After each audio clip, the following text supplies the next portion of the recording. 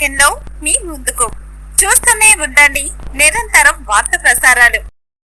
మన పునః ప్రవర్తన మనకు శాంక్షన్ చేయించినందుకు మొత్తము కోదాడ నియోజకవర్గం నుంచి వారి తరఫు నుంచి నేను మీకు ప్రత్యేక ధన్యవాదాలు తెలియజేస్తున్నాను సార్.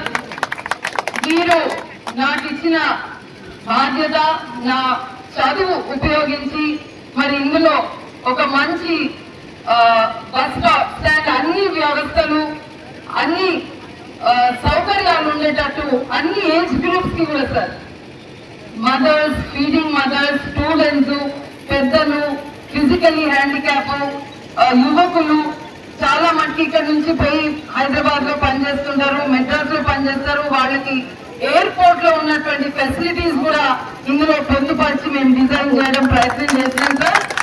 అది కాక ఇప్పుడు 14 బేస్ ఉన్న బస్ కి వచ్చే బస్ స్టాప్ లో దాదాపు 16 మెయిన్ బేస్, 4 ఛార్జింగ్ బేస్ కోసం కూడా పెట్టాం సార్. అండ్ ఈ మొత్తం ప్రాంగణం అక్కడ నుంచి తీసి ఇక్కడికి ఇక్కడ మనం కూర్చున్న చోట అయితే సార్, ముందుగా మళ్ళీ మన ఆర్టీసీకి కొంత ఆదాయం పెరగాలని 2 పెద్ద కమర్షియల్ బ్లాక్స్ రానికి కూడా జాగా వదిలినాము. అక్కడ నుంచి సెంట్రల్ వాక్వేతో ఇక్కడ యాక్చువల్ బస్ స్టాప్ వస్తుంది సార్. సో మీరు కూడా ఇది అయిపోయినాక మీరు కూడా సంతోషంగా ఉంటారు. ఈ బస్ స్టాప్ ఉపయోగం చేసే వాళ్ళందరూ కూడా హ్యాపీగా సంతోషంగా ఉంటారని నేను కోరుకుంటూ మరొకసారి మా కోదాడ నియోజకవర్గ ప్రజల తరఫున మీకు ప్రత్యేక ధన్యవాదాలు సార్. జై కాంగ్రెస్. వాళ్ళ ఇంటి నుంచి గమ్యం నుంచి ఇంటికి ఎక్కడ అవసరమైతే అక్కడ అన్ని గ్రామాల్లో, అన్ని ఊర్ల వాడలలో బస్సులు అందజేస్తా ఉన్నాం. తప్పకుండా మీరు తెలుసు, ఆర్టీసీ ఇలా మహిళలను ఉచిత బస్సు ప్రయాణం చేస్తే నేరుగా వాళ్ళ బస్సు ప్రయాణాలు రద్దు చేయకుండా రాజకీయంగా మీరే రెచ్చగొట్టి దీన్ని విమర్శించే ప్రయత్నం చేస్తారు.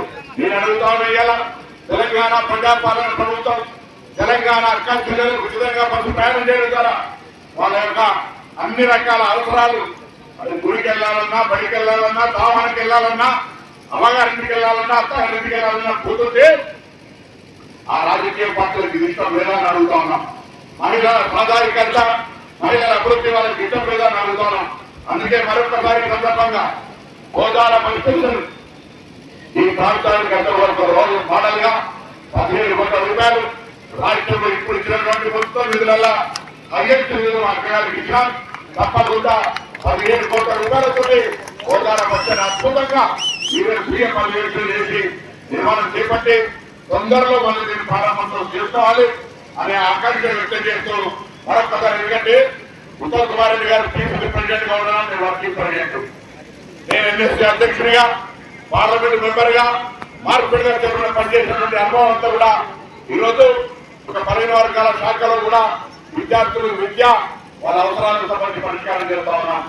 అదేవిధంగా రవాణా శాఖలో అటు ట్రాన్స్పోర్ట్ కు సంబంధించి పొల్యూషన్ కంట్రోల్ చేయడానికి ఈవీ పాలసీ కావచ్చు, ఇతరత్ర అనేక రిఫార్మ్స్, రిజిస్ట్రేషన్లను షోరూమ్లను తేవడం కావచ్చు, అనేక కార్యక్రమాలు చేస్తా ఉన్నాం. ఈ సందర్భంలో ఒక సీనియర్ మంత్రిగా ఇప్పుడు కొత్త మంత్రివర్గం అంతా కూడా, ఎందుకంటే కొత్త మంచిది కాదు అనే ఆలోచనతో వేధింపున్నదని ఈ రాష్ట్రంలో చెక్ పోస్టులను కూడా రవాణా శాఖ చెక్ పోస్టులు కూడా చేసినాం. దాని ఉద్దేశం పారదర్శకంగా అన్ని కూడా ఆన్లైన్ లో సేవలు అందాలనేటువంటి ఆలోచన చేస్తా ఉన్నాం.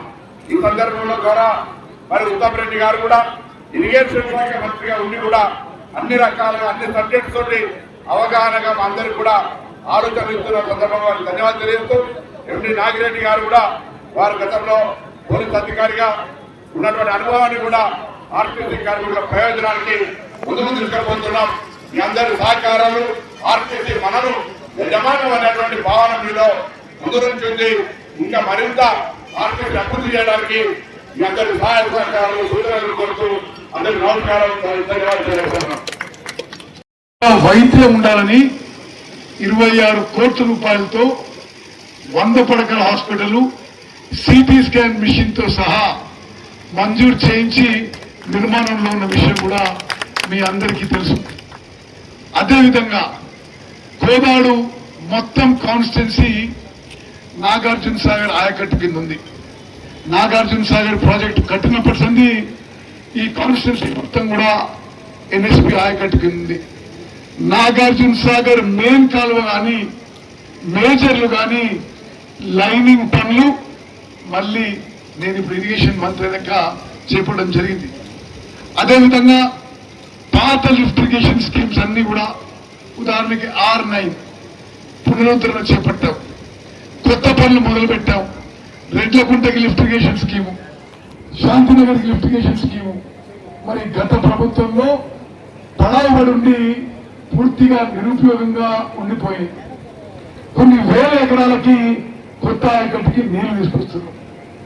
అదేవిధంగా సాగునీరు విషయంలో, త్రాగునీరు విషయంలో, రహదారుల విషయంలో, విద్య విషయంలో మరి చిలుకూరు గొట్టల్లో 200 కోట్లతో తెలంగాణ మరి అన్ని కాన్స్టిట్యూన్సీస్ లో మన ప్రభుత్వం కడుతున్నట్టుగా చిలుకూరు గుట్టల్లో 200 కోట్లతో young India integrated residential school కడుతున్నాం. అదేవిధంగా మన పిల్లలకి ఉద్యోగాలు ఇవ్వాలని 40 కోట్ల రూపాయలతో అడ్వాన్స్ ట్రైనింగ్ సెంటర్ కడుతున్నాం. అది శాంతినగర్ నుంచి అనంతగిరి రోడ్డు మీద త్వరలో నిర్మాణ పనులు పూర్తయితాయి. నేను చెప్పినట్టుగా వైద్యం కానీ, విద్య కానీ, రహదారులు కానీ, విద్యుత్ కానీ మరి అన్ని విధాలుగా కోలార్ నియోజకవర్గానికి రాష్ట్రంలోనే అగ్రగామిగా నిలబెట్టడానికి నిరంతరం కృషి చేస్తున్నాం. పద్మావతి గారు,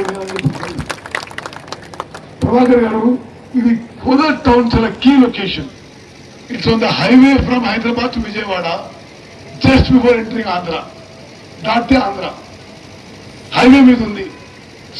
చాలా గ్రోత్ పొటెన్షియల్ కి ఇంకా ఎదగడానికి కోలాడు పట్టణం మున్సిపాలిటీ పెరగడానికి ఎంతో పొటెన్షియల్ ఉన్న నగరం. మరి కోదాడు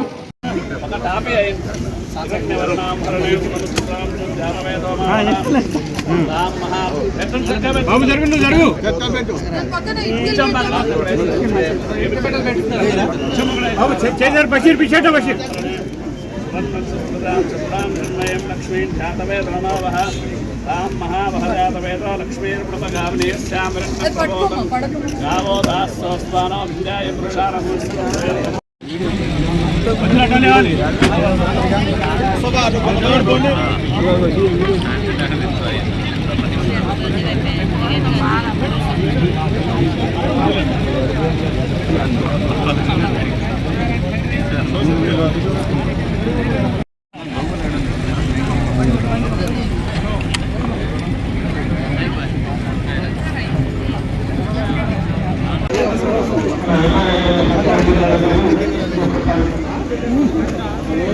బాబు కొంచెం వెనకాల జరుగుతారు ప్రేమ వెనకాల జరగండి కొంచెం.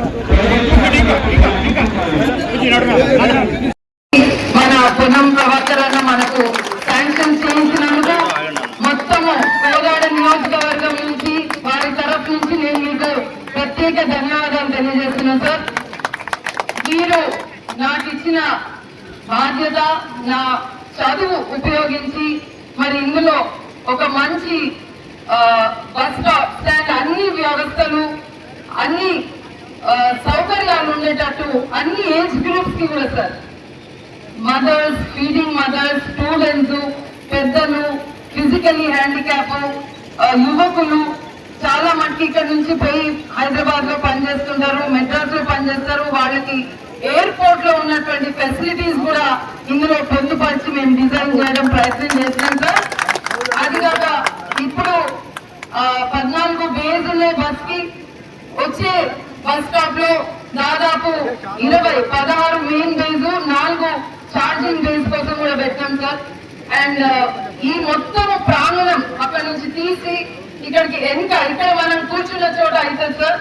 ముందుగా మళ్ళీ మన ఆర్టీసీకి కొంత ఆదాయం పెరగాలని 2 పెద్ద కమర్షియల్ బ్లాక్స్ రానికి కూడా జాగా వదిలాము. అక్కడ నుంచి సెంట్రల్ వాక్వేతో ఇక్కడ యాక్చువల్ బస్ స్టాప్ వస్తుంది సార్. సో మీరు కూడా ఇది అయిపోయినాక మీరు కూడా సంతోషంగా ఉంటారు.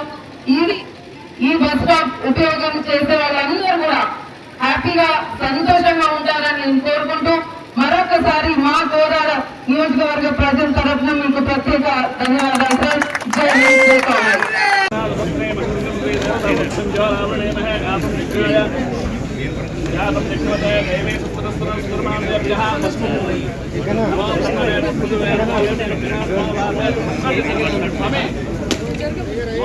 అయ్యగారు జరగండి.